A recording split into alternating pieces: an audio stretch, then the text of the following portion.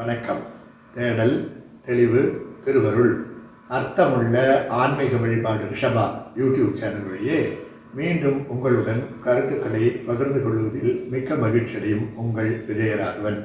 இந்த பதிவில் நடராஜர் பற்றிய முழு விவரங்களையும் பார்க்க போகிறோங்க.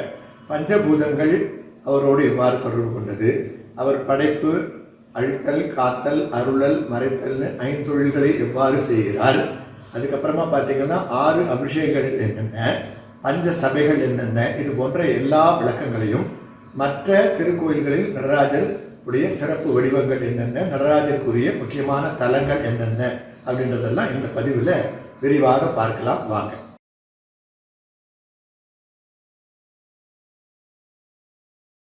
இப்போது இறைவன் பஞ்சபூதங்களாக இருக்கிறார் அப்படின்றதெல்லாம் உங்களுக்கு தெரியுங்க. நிலம், நீர், நெருப்பு, காற்று, ஆகாயம் அப்படின்னு இந்த பஞ்சபூதங்களாக இருக்கிறார். இதில் ஒவ்வொரு பஞ்சபூதங்களுக்கும் ஒரு தலம் உண்டு. இப்போ திருவண்ணாமலை பார்த்திங்கன்னா அக்னி தலம், திருவானைக்கா பார்த்திங்கன்னா நீர் தத்துவ தலம், காளஸ்திரி வாயு தத்துவ தலம், சிதம்பரம் ஆகாசஸ்தலம். இப்படி உங்களுக்கு இந்த பிருத்திவின்னு சொல்கிற அந்த மண்ணுக்கு மட்டும் காஞ்சிபுரம் ஸ்தலம் அப்படின்னு சொல்லப்படுகிறதுங்க. இல்லை திருவாரூர் பிருத்திவி தலம்னெல்லாம் நிறைய அதில் இந்த மண்ணுக்கு மட்டும் வேறுபாடுகளுடைய பல்வேறு தரங்கள் இருக்கின்றன. இப்படி அவர் பஞ்சபூதங்களாக இருக்கிறார் அப்படின்றது தெரியுங்க. சரி, இந்த பஞ்சபூதங்களும் எப்படி இந்த நடராஜர் சிலையோட ஒத்துப்போகிறது, அவருடைய தத்துவத்தோடு ஒத்துப்போகிறதுன்னு பார்க்கணுன்னா, ஓங்காரம் பிறக்கும் உடுக்கையில் படைப்பு, ஆங்காரம் தவிர்க்கும் அபயத்தில் காப்பு, தாங்கிய திருக்கரத்தில் அக்னியில் ஒடுக்கம், அங்கே பாங்குடன் மிதித்த பாதத்தில் மறைத்தல், தூக்கிய திருவடியில் அருளல் அப்படின்னு இந்த பஞ்சகர்த்தியம்னு சொல்லுகிற 5 தொழில், அதாவது படைத்தல், காத்தல், அழித்தல், அருளல், மறைத்தல் அப்படின்னு இந்த 5 தொழிலையும் இந்த சிவபெருமான் நடராஜர் செய்கிறார் அப்படின்னு நம்ம சொல்லுகிறோங்க. இப்படி இந்த தரிசனம்னு சொன்னாலே நடராஜர் தரிசனம்ங்க. கோயில்னு சொன்னால் சைவத்தில் சிதம்பரம், வைணவத்தில் திருவரங்கம்னு சொல்லுவாங்க. அது மாதிரி இந்த சிதம்பரம் மிகவும் முக்கியமான ஒரு நடராஜர் தலங்க. இது பஞ்ச சபைகள் இருக்கிறது இப்போ உங்களுக்கு சொல்கிறேங்க. இதில் சிதம்பரம் ஒரு சபை, அது பொற்சபை, அதாவது தங்கத்தாலானது, அதனால தான் பொன்னம்பலம் அப்படின்னு நம்ம சொல்கிறோங்க. அதுக்கு அடுத்தது பார்த்திங்கன்னா திருவாலங்காடு ரத்தன சபை. அதுக்கடுத்து 3வது நீங்கள் மதுரையில் வெள்ளி அம்பலம் அப்படின்னு சொல்கிறேங்க. 4வது திருநெல்வேலியில் தாமிர சபை. 5வது திருக்குற்றாலத்தில் சித்திர சபை. இப்படி 5 சபைகள் இருக்கிறதுங்க. இந்த நடராஜருக்கு வருஷத்தில் 6 அபிஷேகங்கள் தான் உண்டுங்க. அப்படி பார்த்திங்கன்னா அதுக்கு ஒரு பாடலே இருக்கிறது. சித்திரையில் ஓன முதல் சீராணி உத்திரமாம், சத்ததனு ஆதிரையும் சர்வாகும் பக்தி வளர் மாசி அரிகண்ணி மருவு சதுர்தசி மண்ணு ஈசர் அபிஷேக தினம் அப்படின்னு சொல்லி இந்த பாடல் இருக்கிறதுங்க. இதில் சித்திரை மாதத்தில் வருகிற திருவோண நட்சத்திரம், ஆனி மாதத்தில் வருகின்ற உத்தர நட்சத்திரம், தனுர் மாதம் என்று சொல்லுகின்ற மார்கழியில் வருகிற திருவாதிரை, இவை 3 நட்சத்திரங்களாக அந்த 3 நட்சத்திரங்கள் என்று அபிஷேகமும், ஆவணி மாசி புரட்டாசி இந்த 3 மாதங்களில் வருகிற சதுர்தசி திதிகளில் அபிஷேகம் அப்படின்னு 3 நட்சத்திரத்தில் அபிஷேகங்க, அப்புறம் 3 திதியில் அபிஷேகங்க. இதற்கான இந்த ஒரு பாடல் உண்டு. இப்போ நீங்கள் பார்த்திங்கன்னா பெருமாளுடைய நட்சத்திரம் திருவோணம்னு சொல்லுகிறோம். அதே மாதிரி இந்த திருவாதிரை நட்சத்திரம் சிவன்னு சொல்லுகிறோங்க. இந்த நட்சத்திரத்தில் இந்த 2த்துக்கு மட்டும்தான் திருன்ற சிறப்பு அடைமொழி இருக்கும். இந்த 2 நட்சத்திரமே பெருமாள் சிவன்னு சொன்னாலும் கூட இந்த 2 நட்சத்திரத்துலையுமே நடராஜருக்கு அபிஷேகம் உண்டு. அதனால தான் மும்மூர்த்திகளுடைய ஸ்வரூபம் முதல்ல அவர் சிவன்னு சொல்கிறது கூட இதிலேருந்து உங்களுக்கு புரியுங்க. இப்போது இந்த நித்திய கர்மாக்கள், அதாவது நித்திய பூஜைகள் செய்கிறோம் இல்லைங்களா, அந்த பூஜைகள் தினசரி செய்கிறதுக்கு நித்தியம்னும், ஒரு திருவிழா காலங்களில் இந்த மாதிரி செய்கிற பூஜைகளுக்கு பேர் நைமித்தகம்னு சொல்கிறோம். இந்த காமிக ஆகமும் இந்த மாத விழாக்கள் எல்லாத்தையும் பற்றி சிறப்பாக சொல்லுகிறதுங்க. அப்படி இந்த மாத விழாக்களில் வருகிறது தான் இந்த தனுர் மாத ஆதிரை திருவிழா அப்படின்னு சொல்கிறேங்க. இப்போ இந்த நடராஜரை பற்றி பாடுகிற போது திருநாவுக்கரசர் குவித்த புருவமும் கொவ்வை செவ்வாயில் குமிழ்சிரிப்பும் பனித்த சடையும் பவளம் போல் மேனியில் பால் வெந்நீரும் இனித்த முடையெடுத்த பொற்பாதமும் காணப்பெற்றால் மனித பிறவியும் வேண்டுவதே இம்மாநிலத்தேன்னு சொல்லி நடராஜருடைய அந்த அழகை, அவருடைய அந்த உருவ அமைப்பை, அவருடைய பெருமைகளை விளக்குகிறாருங்க. இப்போது நம்ம இந்த சிதம்பரம் என்று சொல்லுகிற அந்த ஊரை பற்றி பார்க்கிற போது அவர் நந்தனாருக்கு, சேந்தனாருக்கு, நால்வர்க்கு, உமாபதி சிவத்துக்கு, அப்பைய தீட்சிதருக்கு இவர்களுக்கூடலாம் திருவிளையாடல்கள் பல நிகழ்த்தி அங்கே அருளாட்சி புரிந்திருக்கிறாருங்க.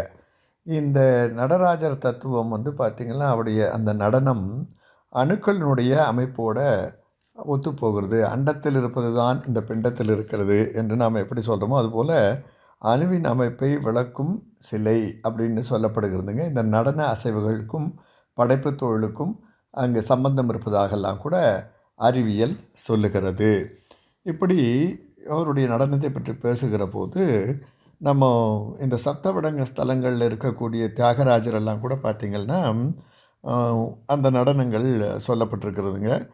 ஆதி சபை அப்படின்னு சொல்லி திருவெண்காடு ஸ்வேதகேது மன்னனுக்காக அங்கே நவதாண்டவங்களையும் சிவபெருமான் காட்டி அருளினார் அப்படின்னு சொல்லப்படுகிறதுங்க. இந்த சிதம்பரத்தில் ஆடுவதற்கெல்லாம் முன்னாடி அவர் திருவெண்காடில் ஸ்வேதகேது மன்னனுக்காக நவதாண்டவங்களை ஆடினார் அப்படின்னு சொல்லப்படுகிறதுங்க. அதே மாதிரி பார்த்திங்கன்னா இந்த பதஞ்சலிக்காகவும் வியாக்கரபாதருக்காகவும் சிதம்பரத்தில் ஆடினார். அதே மாதிரி காரைக்கால் அம்மையாருக்காக ஊர்தவ தாண்டவ காட்சியை நம்ம இங்கே திருவாலங்காட்டில் ஆடினார். ராஜசேகர பாண்டியனுக்காக கால் மாற்றி மதுரையில் ஆடினார் அப்படின்னு சொல்லப்படுகிறதுங்க. இது மட்டும் இல்லாமல் அகத்திய முனிவருக்காக கீழ்வேளூரில் அவர் கால் மாற்றி ஆடியிருக்கிறாருங்க. கேடிலியப்பர் கோயில்னு சொல்லுகிற அந்த சிவன் கோயிலில். பரத்வாஜ முனிவருக்காக கொடுமுடியிலையும் திருநடனம் காட்டி அருளினார் அப்படின்னு சொல்லப்படுகிறதுங்க. இப்படி பல்வேறு திருநடனங்கள் இருக்கிறதுங்க.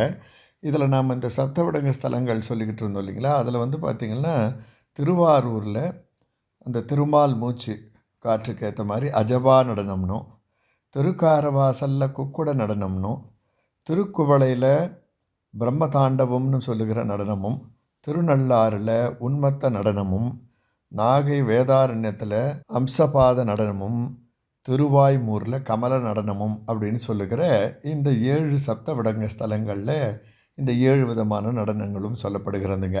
இப்படி இந்த திருத்தலங்களில் மட்டும் இல்லாமல் உத்தர கோசமங்கையில் பார்த்திங்கன்னா மரகத நடராஜர், திருவாசியில் பார்த்திங்கன்னா விரித்த சடை இல்லாமல் முயலகன் இல்லாமல் அங்கே நடராஜர் இருப்பாருங்க.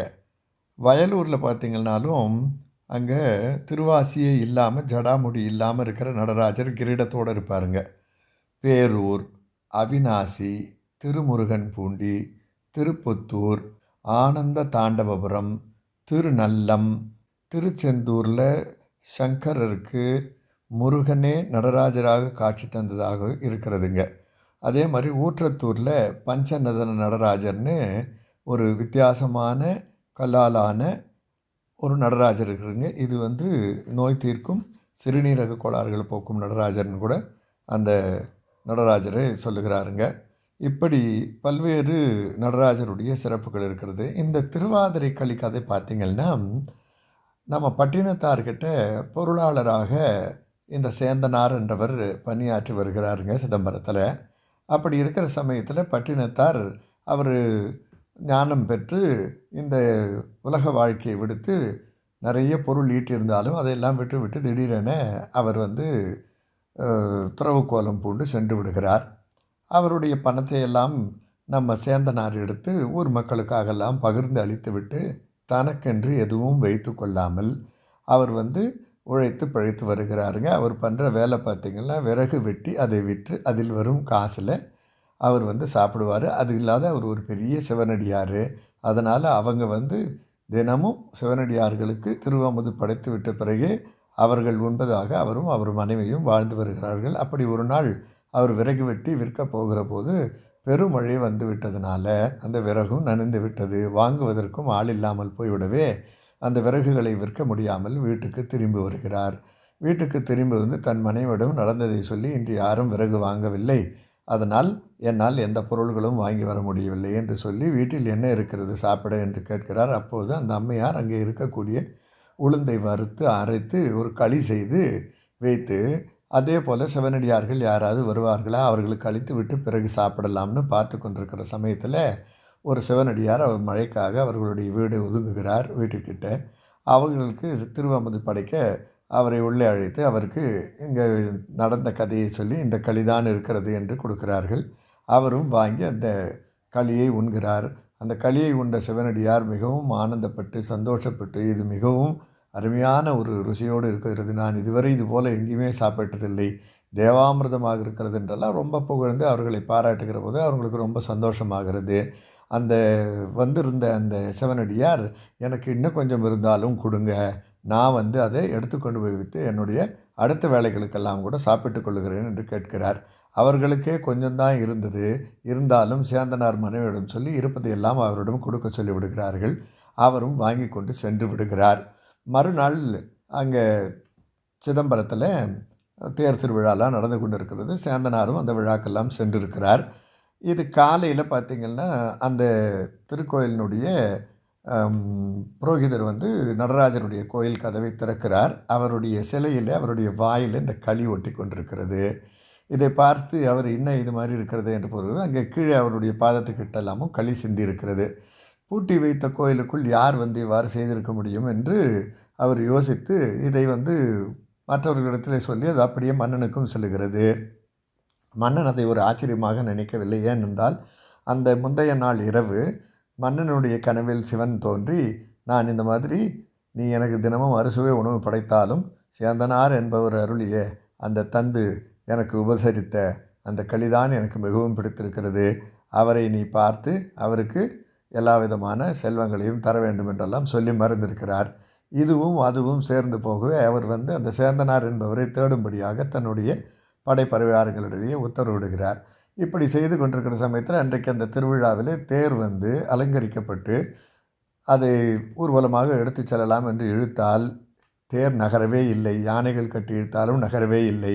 அப்படி இருக்கிற போது சிவபெருமான் அசரீரியாக அந்த கூட்டத்திலே அங்கே இருக்கிற பக்தர்களிலே சேந்தனாரும் ஒருவராக இருக்கிறார். அவரை அனைவருக்கும் காட்டி அருள்வதற்காக அசரீரியாக சிவபெருமான், சேந்தனாரே நீங்கள் பல்லாண்டு பாடுக என்று சொல்லுகிறார். அப்பொழுது அவர் பல்லாண்டு பாடிக்கொண்டே வருகிறார். பாலுக்கு பாலகன் வேண்டி அழுதிட பார்க்கடல் ஈந்த பிரான் மாலுக்கு சக்கரம் அன்று அருள் செய்த மல்லிய தில்லை தன்னுள் ஆலிக்கு மந்தனர் வாழ்கின்ற சிற்றம்பலமே இடமாக பாலித்து நட்டம் பயிலவல்லானுக்கு பல்லாண்டு கூறுதுமே என்று பல்லாண்டு பாடுகிற போது அந்த சேந்தனார் யார் என்று அந்த மன்னனுக்கும் மக்களுக்கும் தெரிய வருகிறது. அப்படி அவர் அந்த பல்லாண்டு பாடி முடித்தவுடன் அந்த இழுக்க முடியாத இருந்த தேர் வந்து நகருகிறது. அப்போது சேந்தனாருடைய பெருமை, இறைவன் அவருக்கு எவ்வாறு அருள் செய்திருக்கிறார் என்பதெல்லாம் தெரிய வருகிறது. அதற்கு பிறகு மன்னனும் அவரை உபசரித்து அவருக்கு வேண்டிய பொன்பொருளை எல்லாம் தந்து அருளினார் அப்படின்னு இந்த சேந்தனாரனுடைய அந்த வரலாறு சொல்கிறதுங்க. அதனால் அந்த திருவாதிரை அன்னைக்கு இந்த களி செய்து இறைவனுக்கு படைப்பது வந்து வழக்கமாக அன்று முதல் அவங்க எல்லாரும் அதை பின்பற்றுகிறார்கள் அப்படின்னு சொல்லப்படுகிறதுங்க. திருவாதிரை என்று ஒருவாய்க்களி அப்படின்னு, திருவாதிரை உருவாய்க்களி அப்படின்னு சொல்லுவாங்க. திருவாதிரை என்று ஒருவாய்க்களியாவது உண்ண வேண்டும், இறைவனுக்கு படைத்து அதை மற்றவர்களுக்கு தர வேண்டும் அப்படின்னு சொல்லி தான் இந்த திருவாதிரை களி கதைங்க. இது சேந்தனாருடைய புகழை விளக்குகிறது என்பது உங்களுக்கு தெரியும்.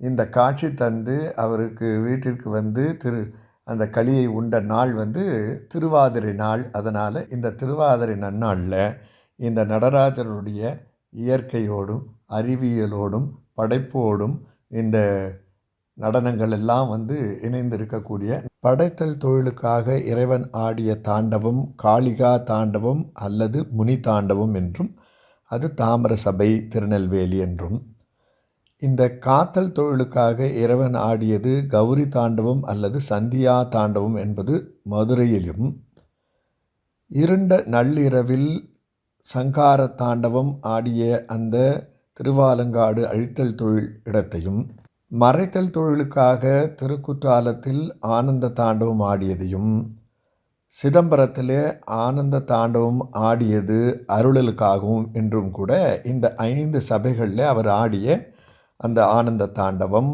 அதுக்கப்புறம் பார்த்திங்கன்னா உங்களுக்கு சங்கார தாண்டவம், சந்தியா தாண்டவம், காளிகா தாண்டவம்னு இந்த தாண்டவங்களில் பல்வேறு தாண்டவங்கள் இருக்குங்க. 108 தாண்டவம் இருப்பதாக கூட இந்த நடராஜருடைய சிற்பங்களில் நீங்கள் எல்லாம் பார்த்துருப்பீங்க. 108 வடிவிலான தாண்டவ அமைப்புகளை உடைய நடராஜர் சிலைகள், அந்த வடிவங்கள்லாம் பார்த்துருப்பீங்க. நடனத்துக்கு இவர்தான் அரசர். அதில் உள்ள முத்திரைகள் எல்லாம் வைத்து தான் இன்றைக்கு அந்த நடனம் என்னும் கலை மிகவும் சிறப்பு பெற்று விளங்குகிறதுன்னு உங்களுக்கு தெரியுங்க. இப்போ நீங்கள் திரையில் கூட பார்த்தீங்கன்னா இந்த 108 தாண்டவங்கள் சிவனுடையது உங்களுக்கு வரும். நீங்கள் அதை பார்த்து மகிழலாங்க. ஓம் நம சிவாய.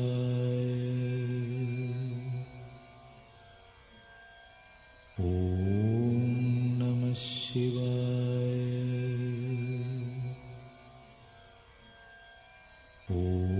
உலகியல் விஷயங்களோடும் சம்பந்தப்பட்டிருக்கக்கூடிய இந்த நடராஜ தத்துவத்தை விளக்கக்கூடிய அந்த நடராஜ பெருமானை நாம் வணங்கி அவருடைய அருளுக்கு பாத்திரமாவோம் என்று கேட்டுக்கொண்டு இன்னொரு பதிவில் உங்களுக்கு வேறு கருத்துக்களோடு உங்களை சந்திக்கிறேன். நன்றி, வணக்கம்.